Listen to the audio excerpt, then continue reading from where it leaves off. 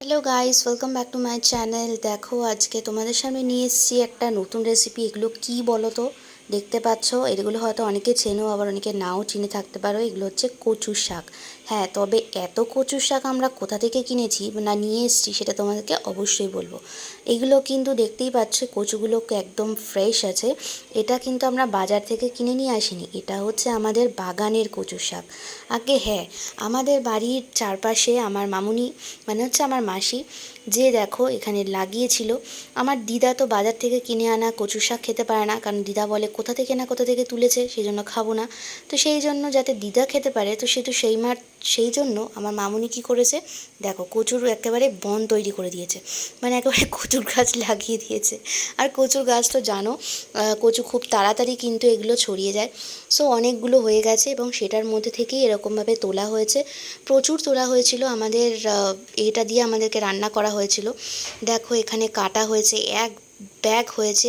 এর পরেও কিন্তু নিচেও আরও অনেক আছে, আমার মামিদের বাড়িতেও দেওয়া হয়েছিল। যাই হোক, এই কচু শাকগুলোকে আমার দিদা আর মা দুজনে মিলে বসে বসে অনেকক্ষণ ধরে পরিষ্কার করেছে। তবে কচু শাক কাটা কিন্তু খুবই ইজি, এটা কাজটা খুবই মানে কঠিন কিছু, হ্যাবক কিছু ব্যাপার নয়, খুবই ইজি। দেখো এখানে এক গামলা আছে, আবার এখানে এক প্লাস্টিক কেটে রেখেছে। এই যে কচু শাকের যে যজ্ঞ, সেটা যে কদিন ধরে চলেছিল সেটা যদি তোমরা দেখতে।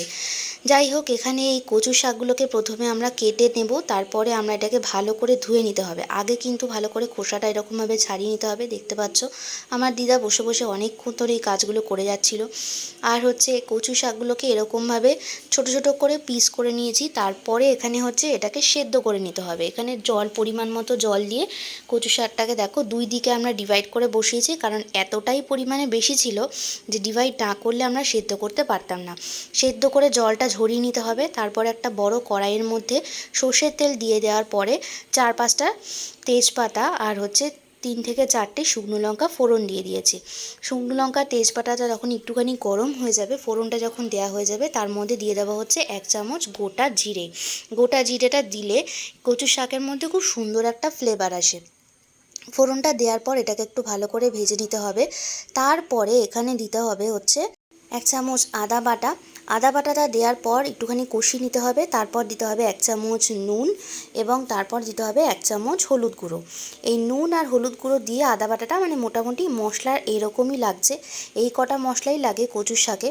তো এই মশলাগুলোকে আমরা প্রথমে একটুখানি কষিয়ে নেব, কারণ জিরের একটা ফ্লেভার আছে, যেই জিরের ফ্লেভারটা যাতে পুরো মশলাটার মধ্যে ছড়াতে পারে। তারপরে আমরা এখানে দেখো কচু শাকগুলো একদম ভালো করে সেদ্ধ হয়ে গেছিলো আর পুরো গলে গেছিলো। সেই কচু শাকগুলোকে আমরা এখানে দিয়ে দিচ্ছি। এইবার হচ্ছে আসল কাজ, এইটা হচ্ছে শুধুমাত্র টানাতে হবে, মানে হচ্ছে জলটা যে আছে সেটাকে মজিয়ে ফেলতে হবে। তো এই কাজটা একটুখানি সময় ধরে করতে হবে। আর তার মধ্যে দিয়ে দিতে হবে 4 থেকে 5টা কাঁচা লঙ্কা। এখানে তোমাদের ঝালের পরিমাণটা তোমাদের টেস্ট অনুযায়ী দিও। আমরা একটু ঝাল ঝাল কচুর শাক হলেই ভালো লাগে। আর এমনিতেও কিন্তু কচু শাক কিন্তু একটু মিষ্টি মিষ্টি খেতে লাগে, তো সেই জন্য আলাদা করে মিষ্টি দেওয়ার কোনো দরকার নেই, শুধুমাত্র ঝালের পরিমাণটা ব্যালেন্স করলেই হলো।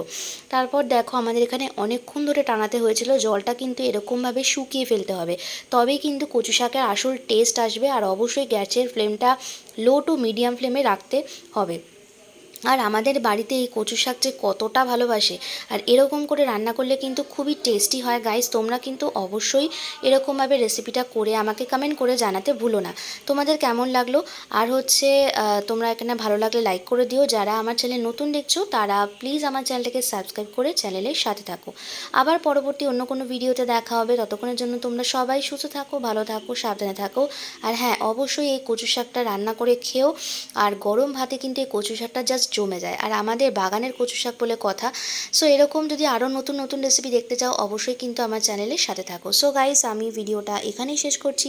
তোমাদের সাথে দেখা হবে আবার পরবর্তী ভিডিওতে। টাটা।